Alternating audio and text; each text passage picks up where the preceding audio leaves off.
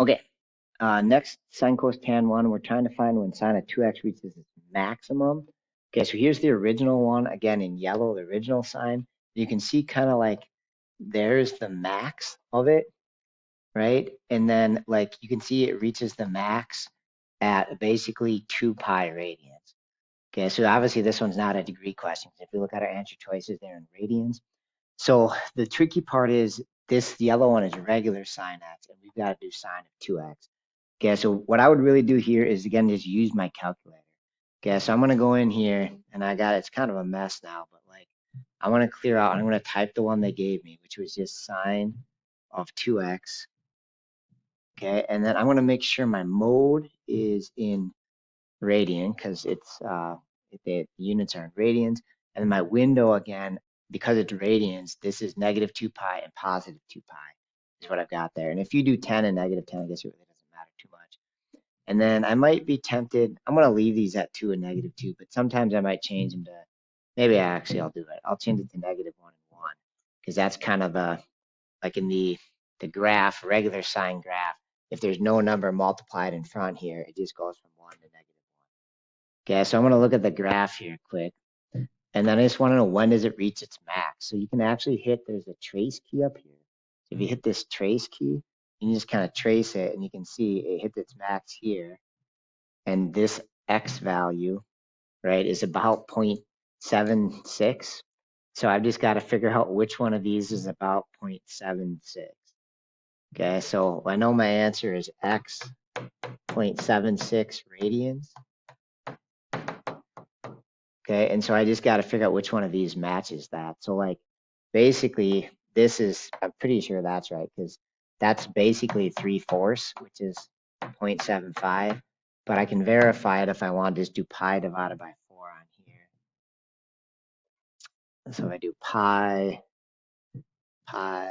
divided by 4, that gets us the, approximately the point that was on our calculator, on our graph, right? If I hit trace again, that's the X point right there. You can kind of see it right there. So basically that tells us that's the number that it reaches its max at.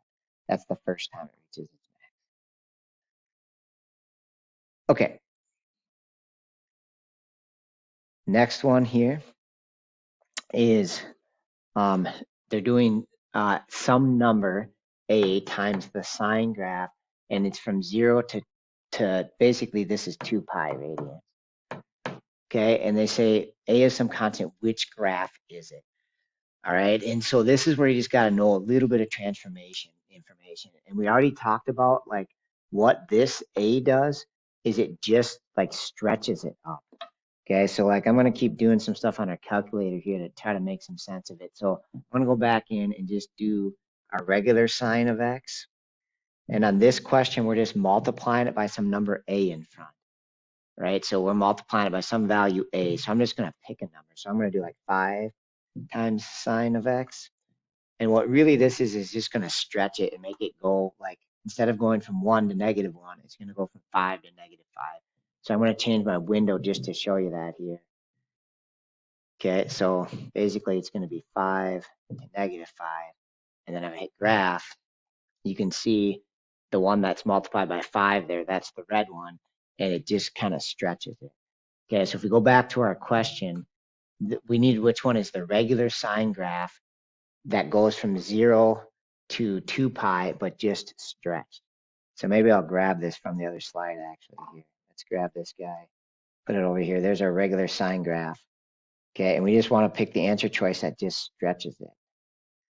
Okay, so like, if we look at some of the choices, and again, I'm really focusing on this part from 0 to 2 pi, that graph just stretched.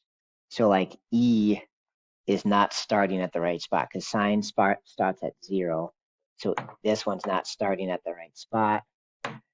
Okay, same thing for D. That sine has to start at 0, 0, 0 sort of. C starts there, but it repeats too fast, right? The one cycle, like from 0 to 2 pi, should just have one cycle through, so that one's out. And then B got moved up, so that's no good, right? And A looks like they must have multiplied by 3, right? So that's going to be the right choice. If you took it times 3, it would stretch like that. Okay, and just a note about b, if you needed to do b, it would be like y equals sine of x, and then you have like some number on the end, like add 3, and that would shift the whole graph up by 3 or something like that. So that's what's going on in b, and it's definitely not what we're looking for. So we've done radians, and we did a little bit about like the sine graph and the cosine graph. And so now we're going to talk about something called the law of sines. Okay, and so normally sine, cos, tan, normally from your experience so far was with like right triangles. Okay, but there's some non-right triangles where you can still do some sine, cos, tan stuff. So basically there's this idea that like if you take the sine of an angle A and make a proportion with the side length across from it, that'll be equal to taking like the sine of B and doing a ratio with what's across from it. So that's what this is saying, sine of angle B over over the side B. And same thing for C. If you sine C and write that over the side across from it, all of these things have to be proportional. That's what that's saying.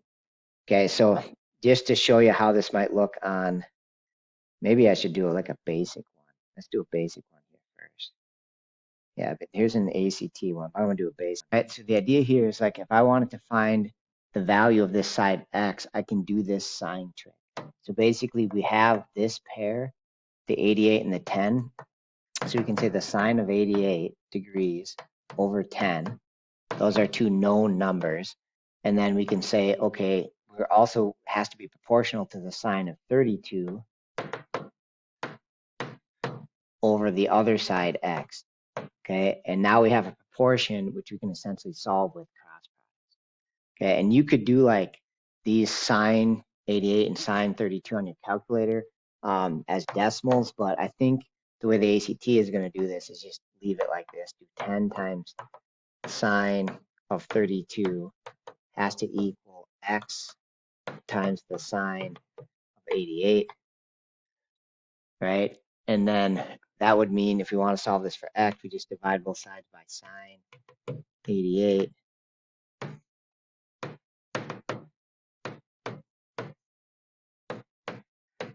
Okay, and then we just get an expression for x, which you could type in your calculator or whatever.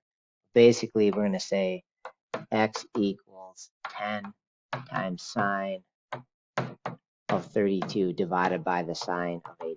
And if you want to find the decimal value, you could basically just do that using your calculator. Okay, so here's what it looks like on the ACT. Sorry, this is gets a little bit it's kind of small to see here, but it basically gives you the law of sines here too, right? It says the law of sines. Sometimes they actually give you the little formula. I've seen them actually give you this formula here too, but yeah. So they're telling you to use law of sines, and they kind of try to explain the formula without giving it to you with numbers and stuff. So this would be a good one here. I'd maybe pause the video and see if you can come up with the and they did it the way I did on that last one, where they come up with an expression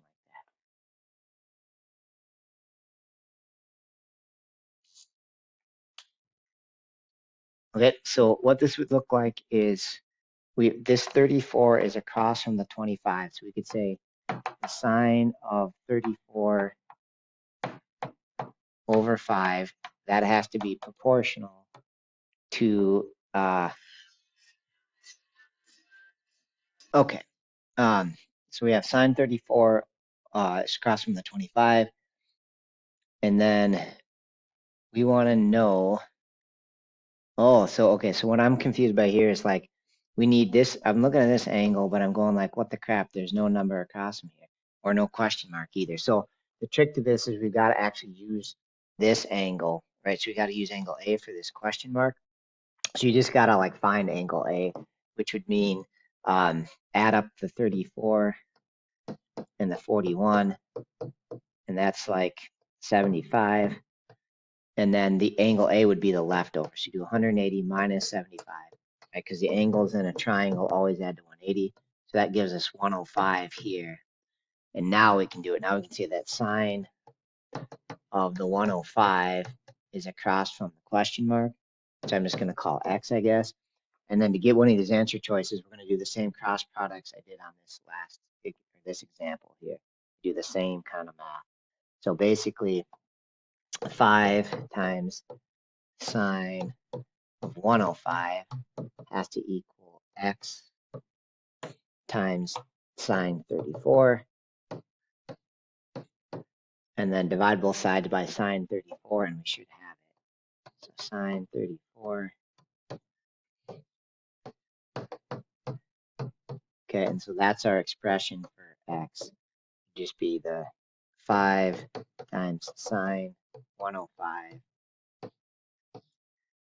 over the sine of 34. And so hopefully that's an answer choice, otherwise I've doomed myself here. Oh, there is no 5. Oh, I'm so sorry. So this was a 25.